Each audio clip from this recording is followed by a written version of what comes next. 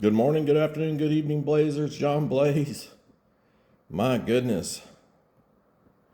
I guess no one really watched my last video, and I said John Blaze out. The video wasn't over. And there you go. It's funny that I can come on a show, talk about benign caricatures on YouTube, not mention any names, not anything, and multiple people get triggered, come out of the woodwork, and own everything. Basically telling my audience that he's talking about me because all this is true, and he's talking about me, so now I must respond. No names, no nothing, no locations, no not anything that I talk about. And people decide to come on, do a rebuttal, and own and identify that this is who John Blaze is talking about. He's talking about me, which then proves that I said enough truth that they owned it, and then do a rebuttal. Well, thanks for admitting that I was right. Also, me lying. Let me explain something to you Blazers, you people who watch this channel. There is no reason, rhyme or fashion, that I need to know where you're at, where you're watching this video, where you live, what you look like, what you do for work, how much money you got in the bank, what your woman or boyfriend or husband or wife look like, what their names are, how much money they have in the bank. It's called none of my business. And it stays that way because you Blazers that comment on this channel and other vloggers that make shows, they don't put that out on the internet. So it leads to a lot of speculation. Okay? Sometimes you try to tell people the truth, but they won't believe you anyway. If you tell them where you live, or you tell them what you do, or what have you, or that you're going somewhere, or that you went somewhere, or that you visited somewhere, or that you were traveling, or you were in the Philippines, or whatever, they don't believe you anyway. It doesn't matter, and it doesn't change the show. It doesn't help the show. If you're on camera or not, it's about what you're saying. Most people listen to YouTube, they turn it on, they put their phone down, and they go about their business. It allows them to watch your show and get things done in life, or drive without having to look at the screen, kind of like listening to the radio. That's why, that's my format. Also, the reason why I don't put my girlfriend or my family on YouTube is because then I'm responsible for opening them up to any criticism. The fact that I haven't is like a shield of protection, because all the Blazers out here know that I haven't exposed my family, my mother, my father, my siblings, my wife, grandma, none of these people to YouTube. So when you hear someone attack them, there's no substance for them to attack. So they just lash out, which then really exposes what kind of person they are. I've said it before, John Blaze is broke. I've said it before that I sold cows. The cows are gone. That is true. I've said before that I don't punch a clock. I'm not a 9-to-5er. I'm not a ham and egger. I'm semi-retired. The only thing I do is I take calls. I might do a job with one company. I might do a job with another company. I might do a job with an EMS company. I might do a job with State Department. I might do a job with the Forest Service. I might do a job with the California Fire Service. I might do a job with other international government agencies. It's called a contractor. So I do contract work. And these businesses and these places and these things, sometimes they have what they call swag or merchandise or company t-shirts or company hats or whatever that they like you to wear while you're there.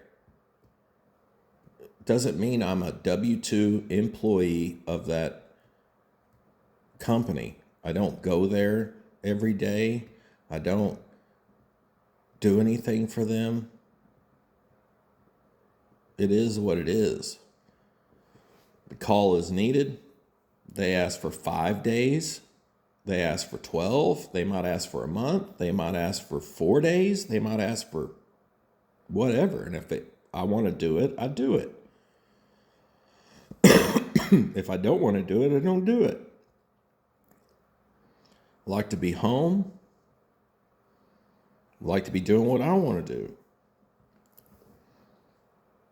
And that's the life of John Blaze. If I wanted to do longer contracts, I couldn't be maintaining some sort of herd of cattle. Plus, if y'all follow the price of beef, it just really isn't, it really more of a headache than it is a profit. Because unless you're maintaining a large herd, the numbers just don't buff out. And then it becomes a hobby. And then it becomes something you do for personal use. And it's more of a headache, more overhead than it is worth if you go take your animals to the auction. See, the price of beef has gone up. Everyone knows that. Just think a pound of ground beef has gone up.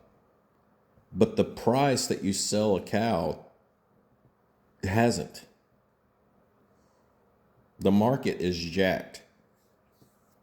So the best way to try to recoup your money is to raise a cow, process it, and sell the meat. That's where you'll make your money. But that's not what you can do when you have a herd, now you're becoming instead of a rancher, you're becoming a meat packer. And that's a whole different set of licenses and regulations and everything and expenses and everything else. It's just not worth it. You can't drop, 100 head of cattle to your local meat butcher. It would just, there'd be no way.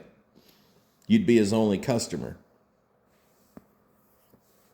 So a place that's small and processes beef like that, they process beef, deer, pigs, goat. They have other customers. You can't walk in and dump 100 head on them. Anyway, I don't need to explain all that. Some people will understand what I'm talking about. Some people have went deer hunting and realized that, you just, what it's like just trying to get one deer into the processor and out. How small of a mom and pop operation it is. And imagine if you just showed up with 100 deer going, I need this back in 2 days. It isn't going to happen. It just isn't going to happen. And if someone knows a place like that, then I've never experienced that. I'm not saying it doesn't exist. I'm just saying I've never experienced that. But, yeah, I'm home. I went and did my thing. Spent some time in Korea. Came home. Now I'm sitting here waiting on the old wifey poo. So, not working. No job. It's crazy what people assume. But it is what it is. I wonder where the hate master got those diabetic shoes at. That's what they remind me of. It reminds me of what my grandpa used to wear. He used to like those diabetic shoes because they were real comfortable. The hate master just goes off, and goes off. And God, I can't believe how deep the Stockholm Syndrome goes. I've never seen anyone play the long con as perfectly as that. That is almost deserves an Oscar when this is all over with. The Oscar. And talking about the youth of my wife and things like that, mentioning the youth of my wife, the chances of the hate master even being alive when my wife is half the age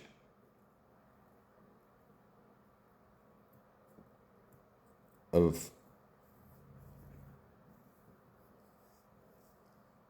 I guess his girlfriend, he'll be dead by the time that happens. If he isn't, he'll probably be the longest living person in the world. He'd have to break that record to see my wife get to half. So if you try to talk about